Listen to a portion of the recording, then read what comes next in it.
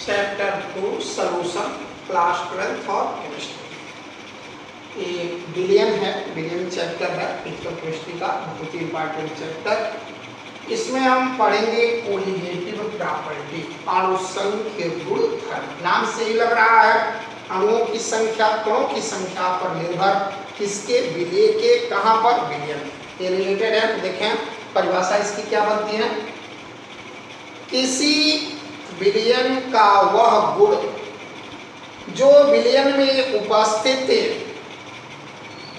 विलेय के कणों की संख्या या अणुओं की संख्या पर निर्भर करता है, तो उसे अणुसंख्य गुणधर्म कहते हैं। किसी विलियन का वह गुण जो विलियन में उपस्थित विलेय के कणों की संख्या या मॉलिक्यूल्स की संख्या पर निर्भर करता है, तो उसे अणुसंख्य गुणधर्म कहते हैं। विलियन के 4 अणुसंख्य गुणधर्म होते हैं।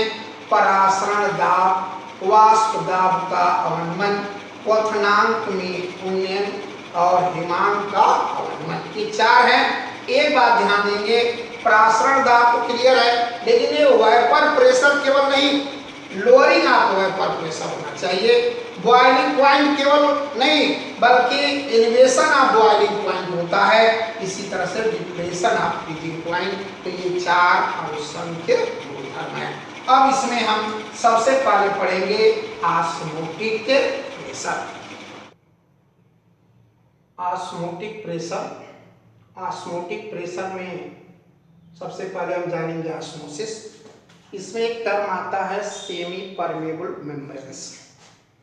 क्या होते हैं, जैसे अगर कोई मान लीजिए मेम्ब्रेन्स है और 2 तरह के कण होते हैं, एक होता है सोल्यूट और दूसरा होता है सॉल्वेंट।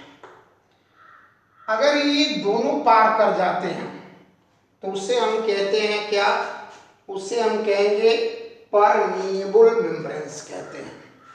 जिसमें सोल्यूट भी पार हो जाए और सॉल्वेंट भी पार हो जाए, विलेय और विलायक दोनों कण पार हो जाते हैं, तो उसे हम कहते हैं परमिएबल मेम्ब्रेन्स, पारगम्य झिल्ली कहते हैं। अगर दोनों पार नहीं होते हैं तो उसे हम कहते हैं नॉन परमिएबल मेम्ब्रेन्स कहते हैं, अर्थात अपारगम्य झिल्ली कहते हैं। लेकिन केवल यहां से आप देखेंगे कि सॉल्वेंट मॉलिक्यूल्स केवल पार होता है, सोल्यूट मॉलिक्यूल्स जो है पार नहीं होते हैं, तो उससे हम नाम देते हैं सेमी परमिएबल मेम्ब्रेन्स। परिभाषा क्या बनेगी इसकी, डिफिनेशन देखें।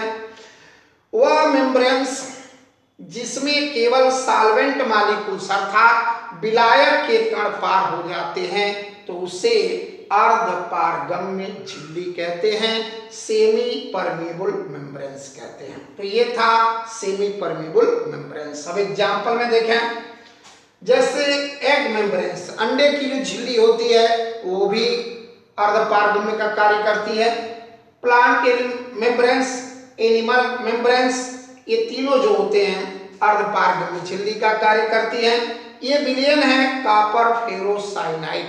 अगर 2 माध्यम के बीच में अगर इस विलियन को भर दिया जाता है, तो यह जो होता है इसमें भी केवल सॉल्वेंट मॉलिक्यूल्स पार होते हैं, विलायक के कण पार होते हैं। अतः यह एक कृत्रिम जो होता है अर्धपारगम्य झिल्ली का कार्य विलियन करता है।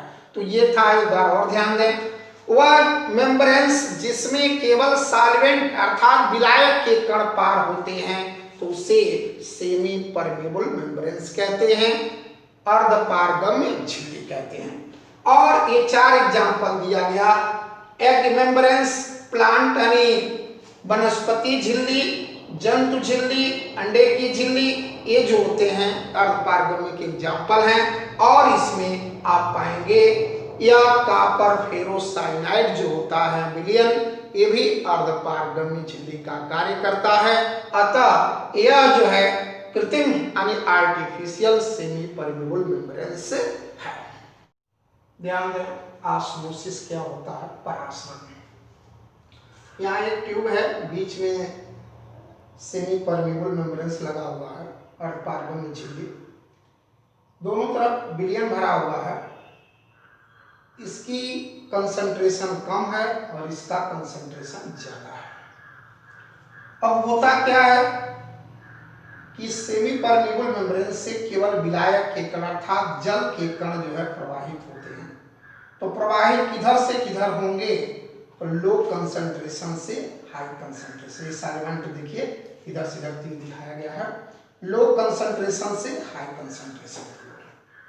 ये आएंगे तो इसमें जल की मात्रा बढ़ेगी और इसमें जल की मात्रा कम होगी, और ये क्रिया तब तक चलती है जब तक दोनों विलयनों की सांद्रताएं समान नहीं हो जाती है। परिभाषा देखेंगे, इसको बोलेंगे कैसे, इसकी डिफिनेशन।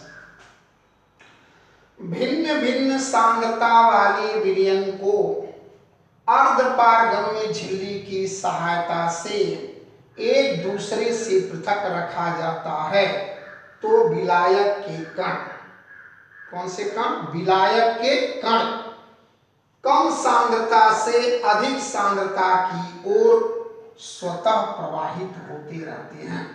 इस क्रिया को परासरण कहते हैं। विलायक के कण कम सांद्रता से अधिक सांद्रता की ओर स्वतः प्रवाहित होते रहते हैं। इस घटना को परासरण कहते हैं, ऑस्मोसिस कहते हैं। और यह क्रिया तब तक चलती है जब तक दोनों विलयनों की सांद्रताएं समान नहीं हो जाती हैं। एक एग्जांपल देखें, सपोज करें कि इधर भी 1 लीटर सॉल्यूशन है, इधर भी 1 लीटर, लेकिन इसमें विलय की मात्रा 90 ग्राम यूरिया है और इसमें 80 ग्राम यूरिया है। इसकी सांद्रता कम है, इसकी सांद्रता ज्यादा है। अब इसमें से जल आएगा, ऐसा नहीं पूरा जल चला आएगा, नियर अबाउट जो है ये 60 ml अगर जल इधर चला आए इधर से इधर, तो इसमें जल की मात्रा बढ़ जाएगी, इसमें कम हो जाएगी, और ये दोनों लगभग जो है ये 85 ग्राम पर लीटर, इसकी भी सांद्रता हो जाएगी और इसकी भी सांद्रता हो जाएगी। एग्जाम्पल है, इसका मतलब 1 लीटर विलयन है, 80 ग्राम इसमें यूरिया है, 90 ग्राम इसमें है, तो 60 ml के करीब में जल अगर इधर आ जाए तो दोनों की सांद्रता 85 ग्राम पर ml हो जाएगी। अर्थात यह क्रिया तब तक चलेगी जब तक दोनों विलयनों की सांद्रताएं समान हो जाए। एक बार और देखें,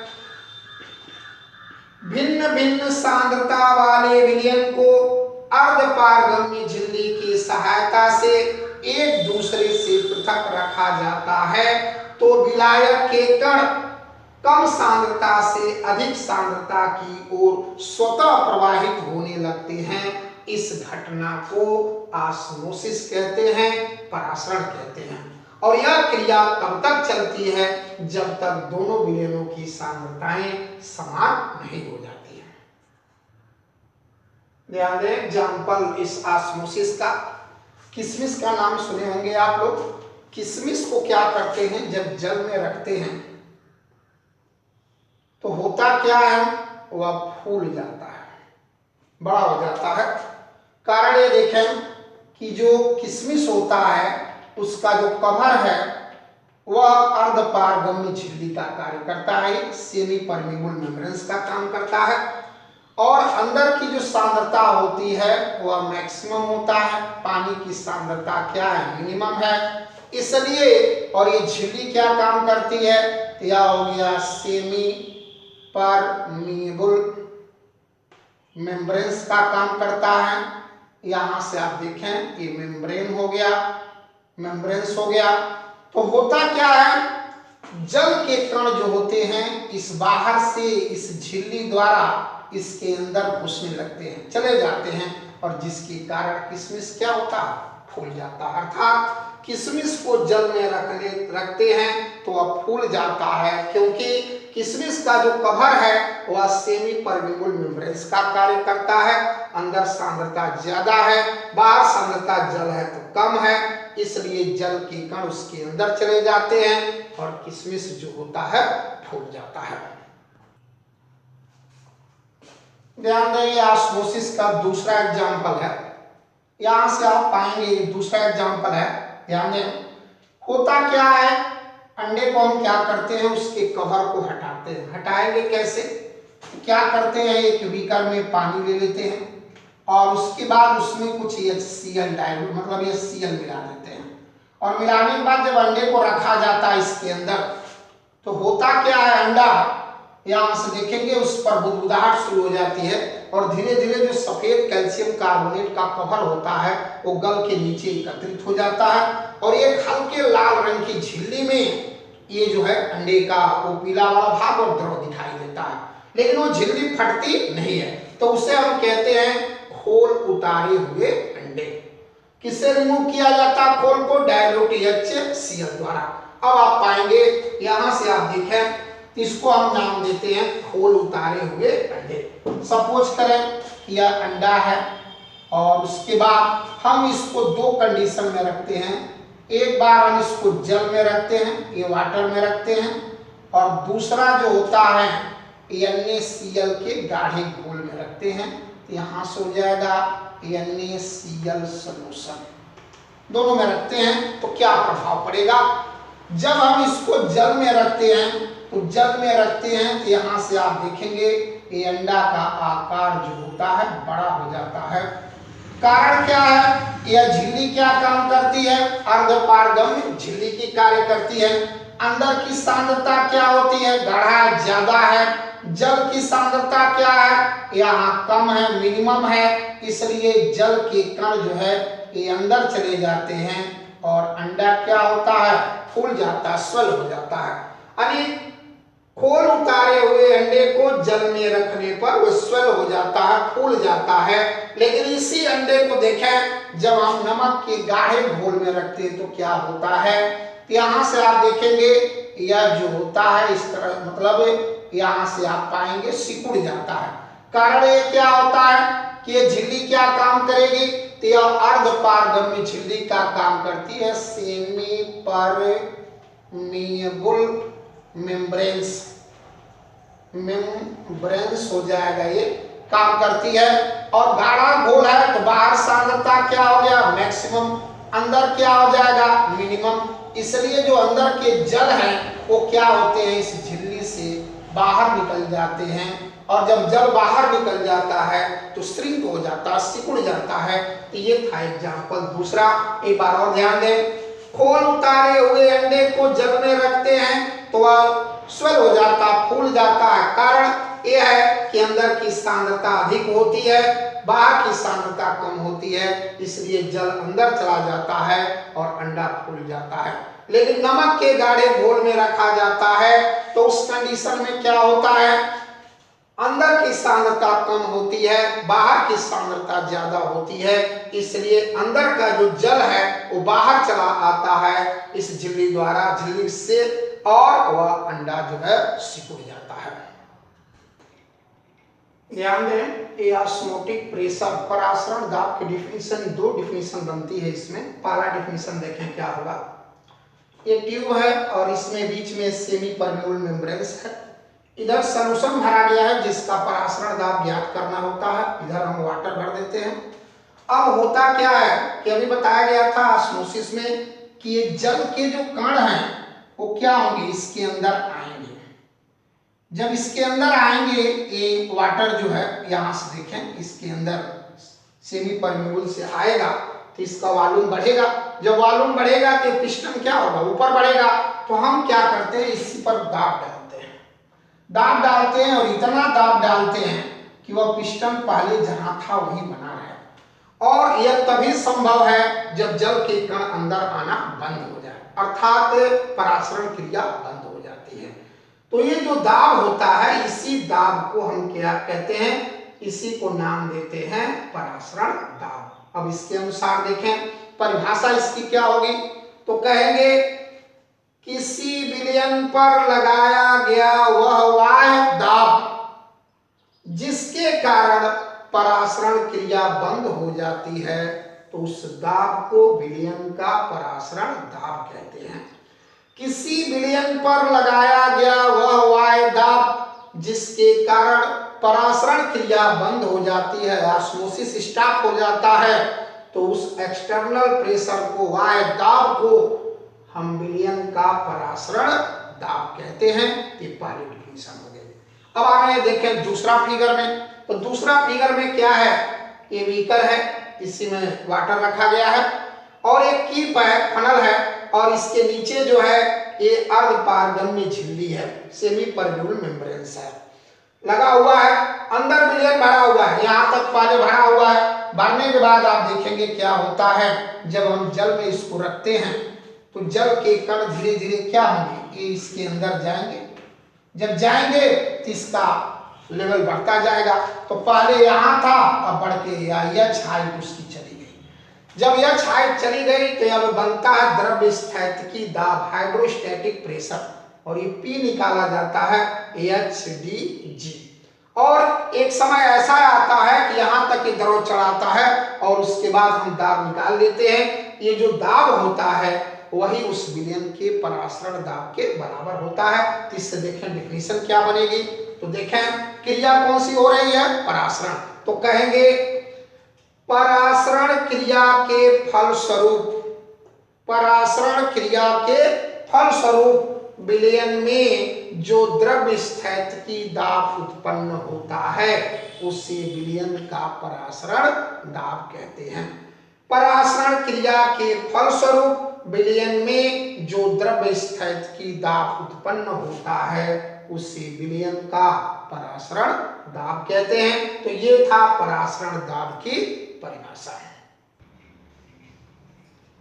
ये परासरण दाब ज्ञात करने के लिए बर्कले एवं हार्टले की विधि है और सबसे सुगम विधि मानी जाती है इसको ज्ञात करने के लिए। और इसमें हम 3 कंडीशन निकालते हैं और तीनों की वैल्यू सेम होती है। पहला देखें क्या होता है, ये फिगर का स्ट्रक्चर देखें। ये जो है एक ट्यूब होता है जो पोरस पार्ट का बना होता है और जो अर्धपारगम्य झिल्ली का कार्य करता है, और इसमें एक कैपिलरी ट्यूब लगी होती है और ये सोर्स ऑफ वाटर होता है। यहाँ पर एक पाएंगे कैपिलरी ट्यूब है, सोर्स ऑफ वाटर है, इसको हम बोलते हैं इनर जैकेट कहते हैं, और इसके ऊपर क्या होता है, एक आउटर जैकेट होता है। ये जो दूसरी लेयर होती है जिसके अंदर ये विलयन भरा होता है। इसमें एक ट्यूब होती है जो पोरस पार्ट की बनी होती है और यह अर्धपारगम्य झिल्ली का कार्य करती है, इसे इनर जैकेट कहते हैं। इसका संबंध जो है कैपिलरी ट्यूब से और इधर सोर्स ऑफ वाटर से कर देते हैं, वाटर भर देते हैं, इसको इनर जैकेट कहते हैं। इसके ऊपर एक जो होता है दूसरा ट्यूब होता है जिसे आउटर जैकेट कहते हैं, और इसमें जिस विलयन का परासरण दाब ज्ञात करना होता है उसको भर देते हैं। ये पिस्टन लगा हुआ है, ये प्रेशर गेज है। अब देखें क्या होता है, जब हम यहाँ से लॉक कर देते हैं तो ये जल के कण इसके अंदर जाने का प्रयास करेंगे, जब जाएंगे तो वॉल्यूम बढ़ेगा। तो इस पर हम पिस्टन पर इतना दाब डालते हैं बाट को रख करके कि जहाँ लेवल जिस लेवल पे था पिस्टन वहीं बना रहे। ये तभी संभव है जब ये जल के कण जाना बंद कर दे, अर्थात ऑस्मोसिस जो है स्टॉप हो जाए, बंद हो जाए। और ये जितना प्रेशर उस पर हम डालते हैं इसको बंद करने के लिए, वही दाब जो है उस विलयन के परासरण दाब के बराबर होता है। दूसरा क्या करें, पिस्टन को हम लॉक कर देते हैं तो अंदर जब जल के कण पहुंचेंगे तो अंदर दाब बढ़ेगा और वह प्रेशर गेज द्वारा पढ़ लेते हैं और वही दाब उस विलयन के परासरण दाब के बराबर होता है। तीसरा देखें, जब जल के कण अंदर जाएंगे तो जल के तल में कमी आएगी, ये लेवल में कमी आएगी और उस H को निकाल लेते हैं और इसकी हेल्प से द्रव्य स्थैतिकी दाब हाइड्रोस्टैटिक प्रेशर जो होता है निकाल लेते हैं P, और यही P उस विलयन के परासरण दाब के बराबर होता है। ये तीनों कंडीशन में एक ही रिजल्ट आता है, इसलिए यह बहुत ही सुगम है। और ये बनाया था किसने, बर्कले और हार्टले। इसे हम बर्कले और हार्टले विधि कहते हैं। ध्यान दें, लॉ ऑफ ऑस्मोटिक प्रेशर, परासरण दाब का नियम, ये क्या होता है। तो सबसे पहले देखें वैज्ञानिक थे जिनका नाम था वान हाफ, और वान हाफ ने पाया कि जो टंग विलयन होते हैं, डाइल्यूट सॉल्यूशन होते हैं, वह गैसों की भांति व्यवहार करते हैं। तो उसी पर आधारित जो उन्होंने परासरण दाब से संबंधित नियम दिया था जिसे हम कहते हैं परासरण दाब का नियम। अब इसमें देखें पहला स्टेटमेंट इसमें क्या होता है, तो किसी विलयन का परासरण जो दाब होता है उस विलयन के मोलर सांद्रता के समानुपाती होता है। कब, जब T = कांस्टेंट। अब इसको हम बोलेंगे कैसे, तो कहेंगे स्थिर ताप पर किसी विलयन का परासरण दाब उस विलयन के मोलर सांद्रता के समानुपाती होती है। स्थिर ताप पर किसी विलयन का परासरण दाब उसके मोलर सांद्रता के समानुपाती होती है। ये पहला नियम हो गया। दूसरा उन्होंने देखा अब क्या किया गया, C को कांस्टेंट कर दिया गया, कांस्टेंट C क्या हो गया, कांस्टेंट हो गया। अब इसके बाद क्या करते हैं, यहां से अब आप पाएंगे P समानुपाती T है, कैपिटल T है। कैपिटल T को क्या कहते हैं, एब्सोल्यूट टेम्परेचर, परम ताप बोलते हैं। यह इक्वेशन नंबर 2 बनता है। अब इसको देखें क्या बोलेंगे, तो क्या कहेंगे, स्थिर सांद्रता वाले विलयन की परासरण दाब उसके परम ताप के समानुपाती होता है। स्थिर सांद्रता वाले विलयन का परासरण दाब उसके परम ताप के समानुपाती होता है।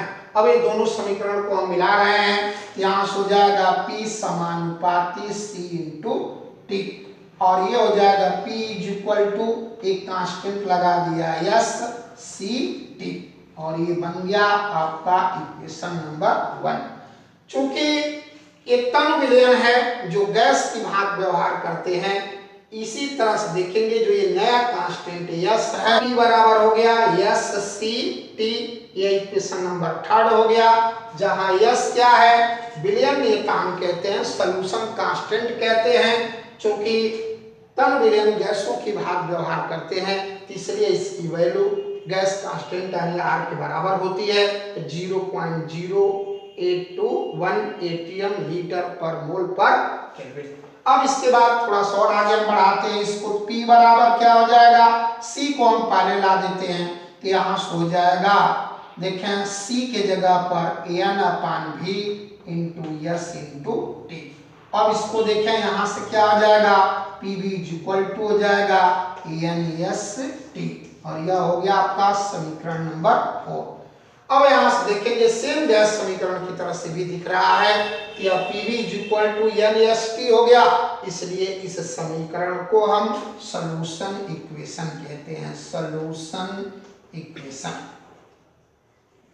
यहां से आप देखें सॉल्यूशन इक्वेशन कहते हैं। थोड़ा सा और हम इसको आगे बढ़ा रहे हैं, देखें N बराबर क्या होता है, यह W/M होता है। तो यहां से आप देखें यह PV इज इक्वल टू क्या हो जाएगा, W/M into yes into T, और यहाँ ब्रैकेट में दे देंगे, यहाँ से क्या है, किसके जगह पर N बराबर W/M पुट किया गया, और यहाँ से देखेंगे क्या C बराबर क्या पुट किया गया, तो C बराबर जो होता है N/V पुट किया गया, और यहाँ से देखें ये आपका मिल जाता है, यह equation number 5। PV is equal to क्या, WST/M, M हो गया, ये इक्वेशन नंबर 5। तो ये था आपका, और इसी से सॉल्व करते हैं। अब इसमें देखें क्या क्या है, तो क्या क्या है, तो इसको सॉल्व करने के लिए हम यहां से P क्या हो जाएगा, P हो जाएगा ऑस्मोटिक प्रेशर।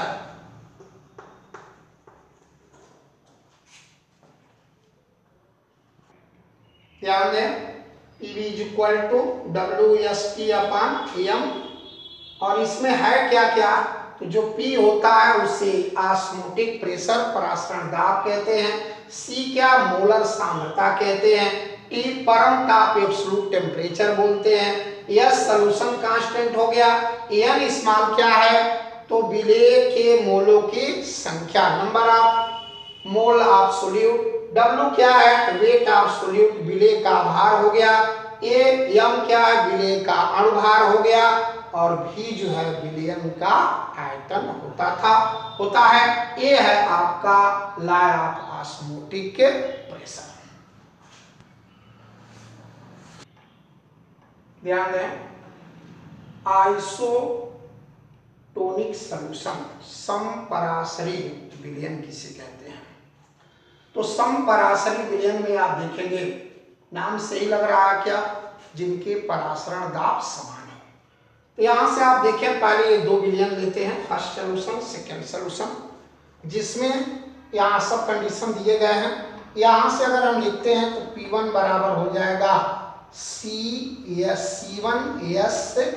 T1 और यहाँ से हो जाएगा P2 बराबर हो जाएगा S यहाँ C2S T2। ये 2 समीकरण बन गए। अब हम आइसोटोनिक की बात करते हैं। तो सबसे पहले देखें, लिखते हैं at constant temperature, at constant temperature, at constant temperature क्या हो जाएगा? तो T1 इज इक्वल टू कितना? T2 और ये बराबर मान लेते हैं क्या? T। ये हो गया। अब आइए कंडीशन क्या? Isotonic solution. तो आइसोटोनिक क्या होता है? आइसोटोनिक कंडीशन में क्या होगा? या प्रेशर जो होता है दोनों का क्या हो जाए? इक्वल हो जाएगा। अब जरा इसकी डिफिनीशन देख लें पहले क्या होता है। स्थिर ताप पर यदि 2 विलयनों के परासरण दाब समान होते हैं तो उसे समपरासरी आइसोटोनिक सॉल्यूशन कहते हैं। स्थिर ताप पर यदि 2 विलयनों के परासरण दाब समान होते हैं तो उसे समपरासरी विलयन कहते हैं। अब इस कंडीशन में आ जाए, P1 is equal to P2 हो गया, वैल्यू रखें, यहां से क्या हो जाएगा? C1ST और इज इक्वल टू हो जाएगा C2ST। अब यहां से आप देखें ST से ST कैंसिल हो जाएगा तो बच जाएगा C1 is equal to C2, अर्थात ये दोनों विलयन की क्या है? सांद्रता। अब यहां से एक नया डिफिनीशन बन गया क्या? कि स्थिर ताप पर यदि 2 विलयनों की मोलर सांद्रताएं समान होती है तो उसे समपरासरी विलयन आइसोटोनिक सॉल्यूशन कहते हैं। स्थिर ताप पर यदि दोनों विलयनों की मोलर सांद्रताएं समान होती हैं तो उसे समपरासरी विलयन कहते हैं, आइसोटोनिक सॉल्यूशन कहते हैं। थोड़ा सा और आगे बढ़ाना इसको, यह हो जाएगा N1/V1 is equal to N2 क्या?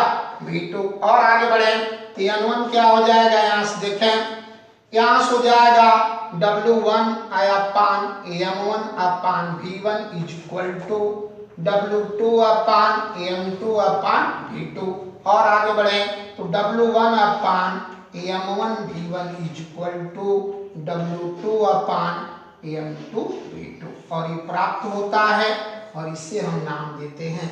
ये देखें ये समीकरण, लेकिन हर जगह लागू नहीं होगा ये समीकरण, ये केवल किसके लिए लागू होगा? यह होता है फॉर आइसोटोनिक के सॉल्यूशन के लिए लागू होता है। तो ये था समपरासरी विलयन। अभी आपने पढ़ा था कि 2 सॉल्यूशन था, इसका प्रेशर P1 था और इसका प्रेशर क्या? यदि स्थिर ताप पर दोनों के दाब बराबर हो जाते हैं, परासरण दाब P1 is equal to P2, तो ये क्या कहलाएगा? आइसोटोनिक सॉल्यूशन, समपरासरी विलयन कहलाएगा। यदि उनके मोलर सांद्रताएं समान हो जाती हैं तो भी क्या होगा? ये भी आइसोटोनिक सॉल्यूशन होगा। लेकिन अगर सपोज करें ये दोनों विलयन के परासरण दाब डिफरेंट हैं, अलग अलग हैं, जैसे ज्यादा, बहुत ज्यादा हो गया, तो इसमें एक का ज्यादा होगा और एक का क्या होगा? कम होगा। तो जिसका ज्यादा होगा, जैसे P1 का ज्यादा हो गया तो उससे हम कहते हैं हाइपरटोनिक सॉल्यूशन कहते हैं, और जिसका कम होता है तो उसे हम कहते हैं हाइपोटोनिक सॉल्यूशन कहते हैं। अगर डिफरेंट है तब जिसका ज्यादा होगा तो हाइपरटोनिक बोलेंगे और जिसका कम होगा तो हाइपोटोनिक सॉल्यूशन कहते हैं। अब आप देखें 2 ऐसे विलयन जिसमें H आयन समान हो जाए, अर्थात pH वैल्यू जो है इसकी समान हो जाए, तो उस समय क्या होगा? ऐसे सॉल्यूशन को क्या बोलते हैं? आइसोहाइड्रिक सॉल्यूशन कहते हैं, जिसके या तो H आयन समान हो जाए या pH वैल्यू समान हो जाए तो उसे आइसोहाइड्रिक सॉल्यूशन कहते हैं। अब इसके बाद देखें अगला क्या होता है? Vapour pressure. यहां से आप देखें वेपर वेपर प्रेशर अगर 2 बिलियन है, अगर उनके जैसे क्या है फर्स्ट सॉल्यूशन है और ये क्या है यहाँ पर देखें सेकेंड सॉल्यूशन, दोनों के वेपर प्रेशर अगर इक्वल हो जाते हैं तो उसे हम नाम देते हैं आइसोपेस्टिक सॉल्यूशन बोलते हैं। तो ये था जिसके, वैसे ये जो है आइसोटोनिक भी होते हैं, इसलिए यहाँ से आप देखेंगे जिसके वेपर प्रेशर समान हो जाए तो उसे आइसोपेस्टिक सॉल्यूशन।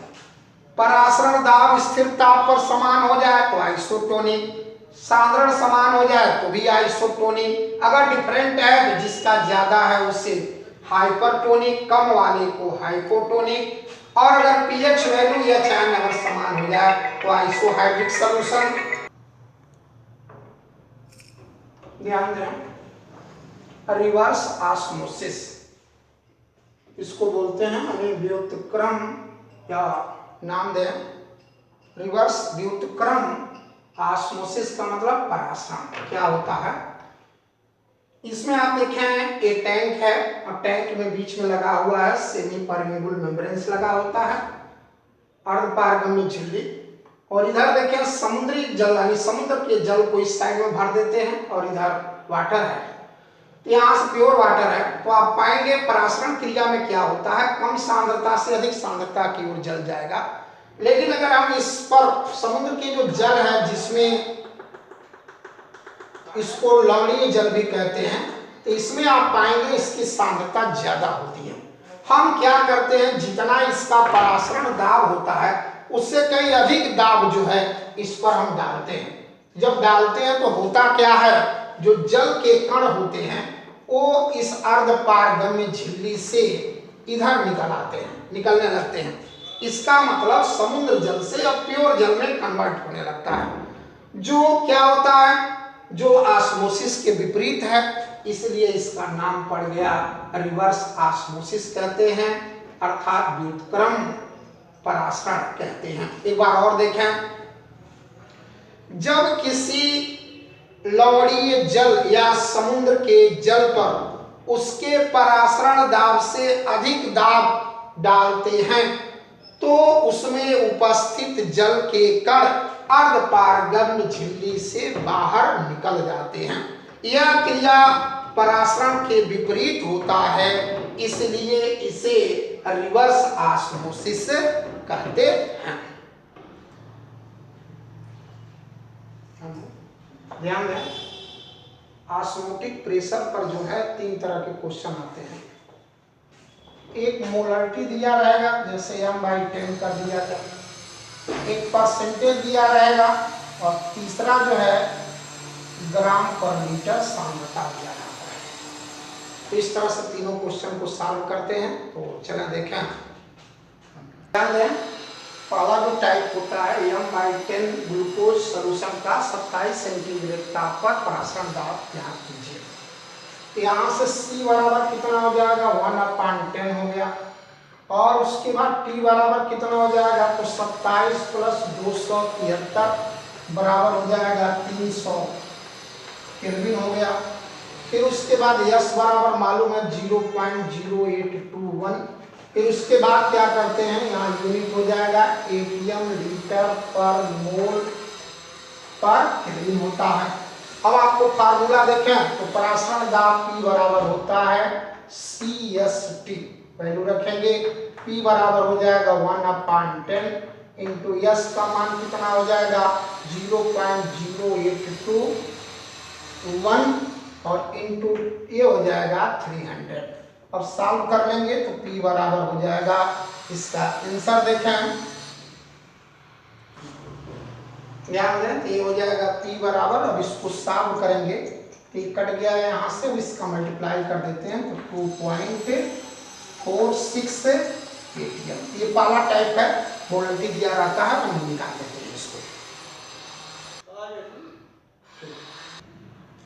एक दूसरे टाइप का क्वेश्चन आता है जिसमें परसेंटेज दिया रहता है, तो 6% यूरिया विलयन का 27 सेंटीग्रेड ताप पर परासरण दाब ज्ञात कीजिए। तो सबसे पहले T बराबर देखें तो यह हो गया 27 + 273, यह हो जाएगा 300 केल्विन। अब परसेंट का मतलब क्या होता है, 100 भाग में जितना भाग होता है वही प्रतिशत होता है। तो यहाँ से हम W बराबर लिख लेते हैं 6 ग्राम और V बराबर 100 AML और इसको कन्वर्ट कर लेते हैं 0.1 लीटर। ये 6% का मतलब हो गया। अब इसके बाद अनुभाग M बराबर कितना हो जाएगा, यूरिया है तो यूरिया का फार्मूला होता है NaH2CO NaH2, इसका निकालते हैं तो आता है 60। अब इसके बाद S बराबर 0.0821 या हो जाएगा ATM लीटर पर मोल पर केल्विन हो जाएगा। और कह रहा परासरण दाब का मान क्या होगा, ये क्वेश्चन में इतना दिया गया है। अब सॉल्व करें तो सॉल्व करने पर देखें P इक्वल टू क्या होता है WST upon M into V, मान रख लें तो P इक्वल टू W का मान कितना है 6 या 0.0821 और इंटू हो जाएगा 300 अपान यहाँ से हो जाएगा 60 इंटू 0.1। अब इसके बाद सॉल्व करें, यहाँ से देखें ये भी 0.1 है, 60 तो 6 हो जाएगा, अर्थात ये सब मिलके यहाँ से कैंसिल हो गया। इसको मल्टीप्लाई कर लेंगे तो यह हो जाएगा 24.6, यहाँ से आ जाएगा ATM। तो ये था दूसरा क्वेश्चन। ध्यान दें यहाँ पर ये तीसरा टाइप का क्वेश्चन होता है, इसमें आप देखेंगे इसका सलूशन क्या क्या दिया गया। पहले गिवन क्वांटिटी नोट करें 3 ग्राम प्रति लीटर।